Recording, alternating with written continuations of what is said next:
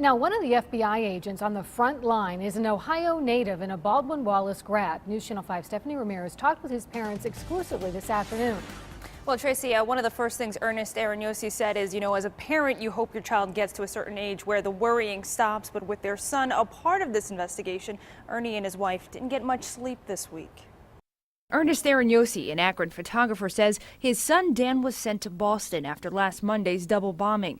An expert in explosives, Aranyosi tells us his son's work included looking through the rubble, just trying to identify what kind of IDs they were, and typical bomb work. But the situation turned for Aranyosi and his wife when they learned both suspects wanted in the Boston bombings were on the run, exchanging gunfire and throwing explosives at authorities. You don't say it, but you're thinking, oh, what's the worst thing that could happen? And we didn't talk a lot about it, other than, what's wrong with these people, why is this happening?